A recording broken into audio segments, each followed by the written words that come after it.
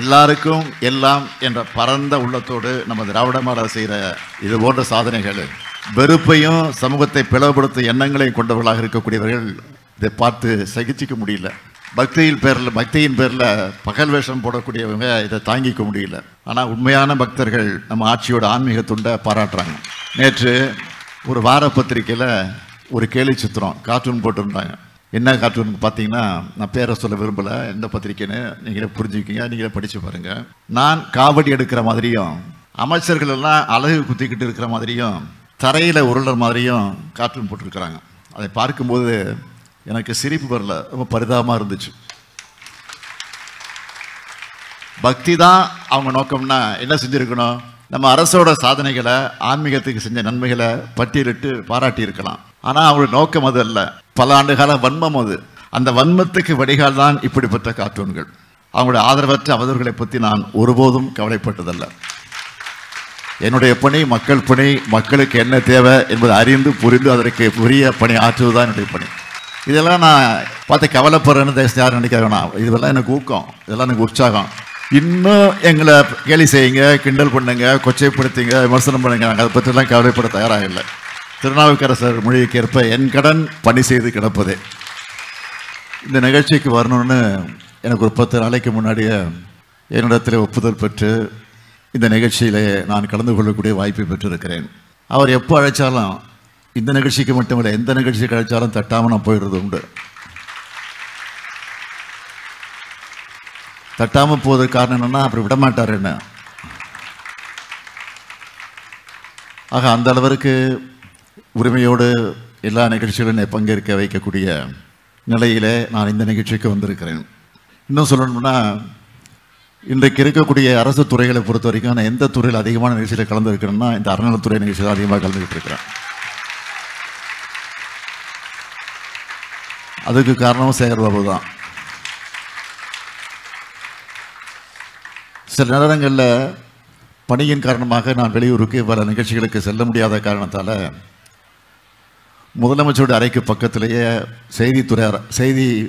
செய்தியாளர் சந்திக்கணும் வர இருக்குது. அந்த அறையில் வீடியோ கான்ஃபரன்ஸ் மூலமாக சில நிகழ்ச்சியில் கலந்து கொள்வது உண்டு. அந்த நிகழ்ச்சியில் கணக்கெடுத்து பார்த்தாலும் இந்த துறை தான் முதலிடத்தில் நிற்குது.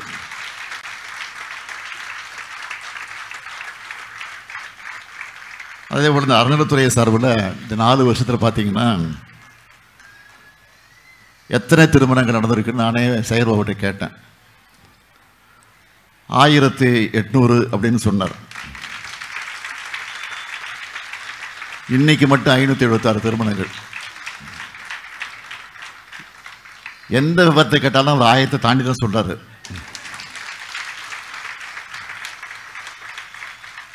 மொத்தத்தில் 2376 திருமணங்களை நடத்தி அந்த குடும்பங்களை இன்றைக்கு ஒளியேற்றி வச்சிருக்கக்கூடிய துறைதான் சேகர்பாபு பொறுப்பேற்றுக் கொண்டிருக்கக்கூடிய அறநிலைத்துறை என்பதை நான் மகிழ்ச்சியோடு தெரிவிச்சுக்கிறேன். இந்த 2376 திருமணங்களை அதில் 150 திருமணங்கள் நானே தலைமையேற்று நடத்தி வச்சிருக்கிறேன். நம்ம திராவிட மாடல் அரசில் இந்து சமயத்துறை மகத்தான வளர்ச்சியை இன்றைக்கு நாம் கண்டிருப்பதை பார்க்கிறோம். அதுக்காக நேரங்காலம் பார்க்காம ஆன்மீக அன்பர்களுடைய மொழியில் சொல்லணும்னா, அடியாருக்கு அடியாறு போல உழைச்சிட்டு இருக்கிறார் நம்ம சேகர்பாபு அவர்கள். அதனால தான் பக்தர்கள் போற்றக்கூடிய அரசா தொடர்ந்து சாதனையை படைச்சிட்டு இருக்கிறோம். நம்ம திராவிட மாடல் ஆட்சியில் இந்து சமயத்துறையின் சார்பில், அறநிலைத்துறையின் சார்பில் செய்யப்பட்டிருக்கக்கூடிய சாதனைகளில் முக்கியமானவற்றை மட்டும் நான் இங்கே குறிப்பிட்டு சொல்லணும்னா, எந்த ஆட்சியிலும் இல்லாத அளவுக்கு 3177 திருக்கோயில்களுக்கு குடமுழுக்கு நடத்தியிருக்கிறோம். சாதனையில் சாதனையாக புகழ் மகுடத்தில் வைரமாக இருக்கக்கூடிய சாதனை இந்த சாதனை. அடுத்து 997 திருக்கோயில்களுக்கு சொந்தமான 7701 கோடி ரூபாய் மதிப்பிலான 7650 ஏக்கர் நிலங்களை மீட்டிருக்கிறோம். இது அடுத்த வைரம். இதோட 2,03,444 ஏக்கர் நிலங்களை அளக்கப்பட்டு பாதுகாக்கப்பட்டிருக்கு. 6,000 கோடி ரூபாய் மதிப்பிலான 26,000 திருப்பணிகள் நடந்துட்டு இருக்கு. 12,876 திருக்கோயில்களில் திருப்பணிகள் மேற்கொள்ள மாநில ஆலோசனை குழு அனுமதி அளிச்சிருக்கு. 1000 ஆண்டுகள் பழமையான திருக்கோயில்களை தொன்மை மாறாம புனரமைக்கிற பாதுகாக்கிற வகையில் 425 கோடி ரூபாய் மானியம் வழங்கப்பட்டிருக்கு. அது மட்டும் இல்லை, ஆதி திராவிடர் வசிக்கிற பகுதியில் உள்ள 5,000 கோயில்கள் மற்றும் கிராமப்புறத்தில் உள்ள 5,000 கோயில்களோட திருப்பணிகளுக்கு நிதி உதவி அளிச்சிருக்கிறோம். ஆடி மாசத்துல அம்மன் திருக்கோயில்களுக்கும், புரட்டாசி மாசத்துல வைணவ திருக்கோயில்களுக்கும், அறுபடை வீடுகளுக்கும், ராமேஸ்வரத்திலிருந்து காசிக்கும் 60 வயது முதல் 70 வயதிற்கு உட்பட்டிருக்கக்கூடிய ஆயிரக்கணக்கான மூத்த குடிமக்களை கட்டணம் இல்லாம ஆன்மீக பயணத்துக்காக அழைச்சிட்டு போயிருக்கோம். அனைத்து சாதியினரும் அர்ச்சகர் ஆகலாம் என்ற வரலாற்று சிறப்புமிக்க திட்டத்தை செயல்படுத்தி இதுவரை 29 பயிற்சி பெற்ற அர்ச்சகர்களுக்கு பணி நியமன ஆணைகள் வழங்கப்பட்டிருக்கு. 12 பெண் ஓதுவார்கள் உட்பட 46 ஓதுவார்களுக்கு பணி நியமன ஆணை வழங்கியிருக்கிறோம். அன்னை தமிழில் வழிபாடு செய்யும் திட்டத்தை 295 கோயில்களை செயல்படுத்தி இருக்கிறோம். ஒரு கால பூஜை திட்டத்தில் பயன்பெற்று வந்த திருக்கோயில்களின் வைப்பு நிதி 1 லட்சத்திலிருந்து 2 லட்சம் ஆகும். இப்போ 2,50,000 உயர்த்தப்பட்டு 18,000 திருக்கோயில் பயன்பெற்று வருது. இப்போ இந்த திருக்கோயில்களோட அர்ச்சகர்களுக்கு மாதந்தோறும் 1,000 ரூபாய் ஊக்கத்தொகையாக வழங்கி கொண்டிருக்கிறோம். அவங்களுடைய பிள்ளைகளுடைய படிப்புக்காக, மேற்படிப்புக்காக கடந்த 2 வருஷத்தில் தலா 10,000 ரூபாய் 900 மாணவர்களுக்கு கல்வி உதவித்தொகை வழங்கியிருக்கிறோம்.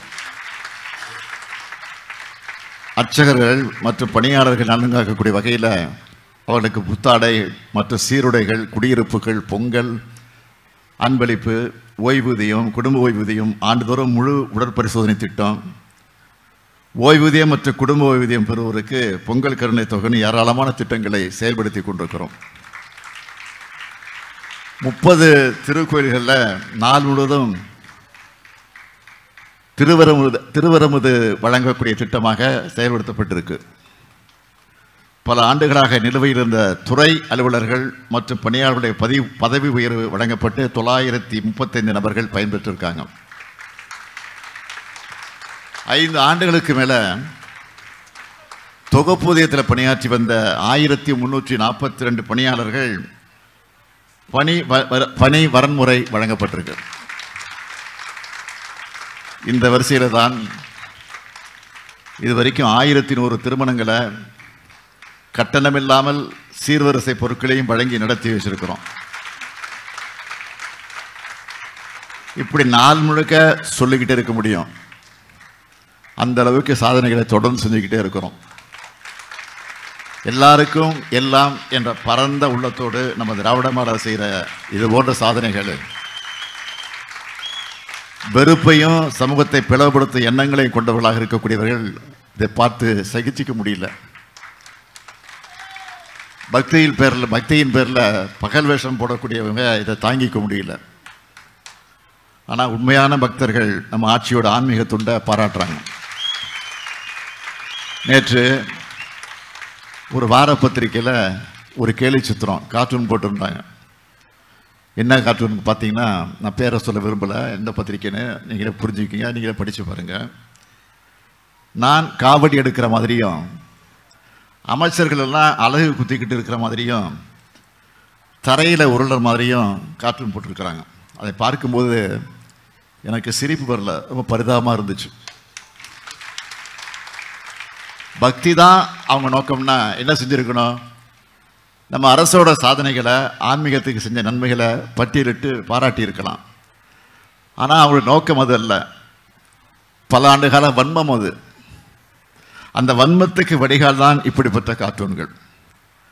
அவங்களுடைய ஆதரவற்ற அவதூறுகளை பற்றி நான் ஒருபோதும் கவலைப்பட்டதல்ல.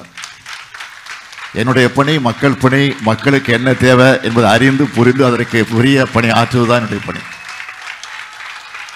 இதெல்லாம் நான் பார்த்து கவலைப்படுறேன்னு தயவுசெய்து யாரும் நினைக்க வேணாம். இதெல்லாம் எனக்கு ஊக்கம், இதெல்லாம் எனக்கு உற்சாகம். இன்னும் எங்களை கேலி செய்யுங்க, கிண்டல் பண்ணுங்க, கொச்சைப்படுத்துங்க, விமர்சனம் பண்ணுங்க, நாங்கள் அதை பற்றிலாம் கவலைப்பட தயாராக இல்லை. திருநாவுக்கரசர் மொழிக்கு ஏற்ப என் கடன் பணி செய்து கிடப்பதே. நாம் தொடர்ந்து உண்மையான பக்தருடைய நலனுக்காக செயல்படுவோம் என்ற அந்த உணர்வோடு இங்கே மணக்கோலம் முன்னிற்கக்கூடிய மணமக்களை நான் வாழ்த்த கடமைப்பட்டிருக்கிறேன். எல்லா வளமும் பெற்று இந்த மணமக்கள் சிறப்போடு வாழ்ந்திட வேண்டும். ஒருவர் புரிந்து கொண்டு விட்டு கொடுக்கின்ற மனப்பான்மையோடு நீங்கள் வாழ்ந்திட வேண்டும். இன்பமான வாழ்க்கையை வாழுங்கள். அதே நேரத்தில் உங்களுக்கு பிறக்கக்கூடிய குழந்தைகளுக்கு அழகான தமிழ் பெயர்களை சூட்டுங்கள் என்று என்னுடைய அன்பான வேண்டுகோள்.